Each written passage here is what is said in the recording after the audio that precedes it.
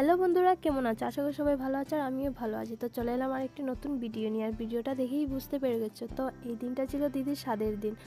তো নিজের হাতে দিদিকে সাজিয়ে দিলাম, তো বুঝতেই পারছো অনেকটা খুশি, কারণ আমার নিজের বোনের স্বাদের সময় আমি যেতে পারিনি। আর আমার খুব মনটা খারাপ হয়েছিল তখন। আর এখনও ভাবছি ওর সাথে যদি যাই না তাহলে মনটা খুব খারাপ করবে। আর তো আর আমি যেতে পারবো না, কারণ আমার আর কোনো বড় দিদিই নেই। তো যাই হোক, ওর যে সাথে গিয়েছি, ওকে সাজিয়ে দিয়েছি, এইটা আমার সারা জীবন মনে থাকবে। তো অনেকটা খুশি, তো ওকে নিজের হাতে সাজাতে পেরে খুব খুব খুশি। তো চলো তোমরা ভিডিওটা দেখতে থাকো।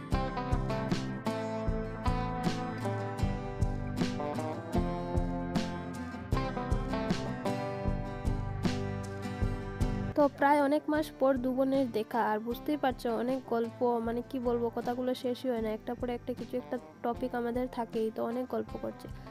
তো একটা দুঃখের বিষয় হলো, আমাদের মানে বাবার বাড়ি থেকে কেউই আসেনি ওর স্বাদে। তো ওর শ্বশুরবাড়ির সবাই মিলেই ওর স্বাদটা করেছে। তো অনেক ভালোই হয়েছে, কাজটাও সুন্দর হয়েছে, বেশ ভালোই হয়েছে। তো স্বাদের ভিডিওটা অবশ্যই আমি আপলোড করব। তো ভাবলাম প্রথমে মেকআপের ভিডিওটা আপলোড করে নিই। তো এদিকে ওকে সাজিয়ে দিলাম। তো ও যেরকম যেরকম বলেছে আমি ওরকমই সাজিয়েছি, কারণ ও এমনিতেই পরিষ্কার সুন্দর আছে, তো ওকে অতটা সাজতে হবে না। তাই জন্য একদম হালকা মেকআপ করে দিয়েছি। আর স্বাদের আগের দিন রাত্রে ওকে সুন্দর করে মেহেন্দিও পরিয়ে দিয়েছি 2 হাতে।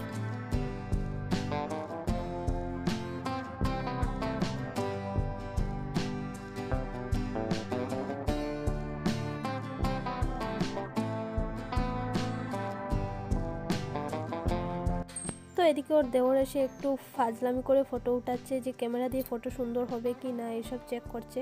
তো আমাদেরকে বলছে যে একটু পোজ দাও, একটা ফটো উঠাবো। তো আমার তো কানটাই খেয়ে নিয়েছে, তো মধ্যে গিয়ে আমি 2-3টে পোজও দিয়ে আসলাম। আর ক্যামেরাটাতে কি প্রবলেমও হয়ে গিয়েছিলো, প্রথমে ফটো হচ্ছিল না, কিন্তু পরে খুবই সুন্দর হয়েছে। তো আমরা দেখে বলছিলাম খুব সুন্দর হয়েছে, বাম্পার হয়েছে। তারপর তো আমাকে বারবার বলছে চলো না, চলো চলো ফটো উঠবে। তো না পেরে আর কী করবো, চলেই গেলাম ফটো উঠতে। আর এদিকে ও সাজছে। তারপর ফটোটা দেখে আবার চলে এলাম। তো এদিকে এই যে আমাদের জিজুমশাই খুবই ব্যস্ত, তা কি বলবো, মানে একটুকু সময় নেই। মানে এদিক থেকে এদিকে খুবই ব্যস্ত উনি।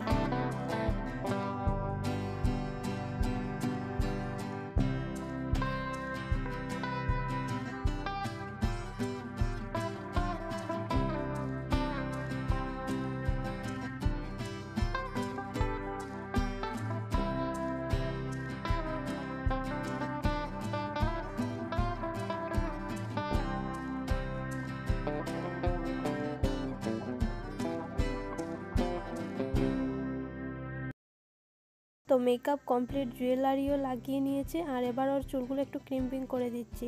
তো বেশি করবো না, সামনের চুলগুলো একটু একটু করে দেবো। সামনের চুলগুলো করলে পরে ভালো লাগবে, মানে ফুলে থাকবে, তো বেশ ভালো লাগবে।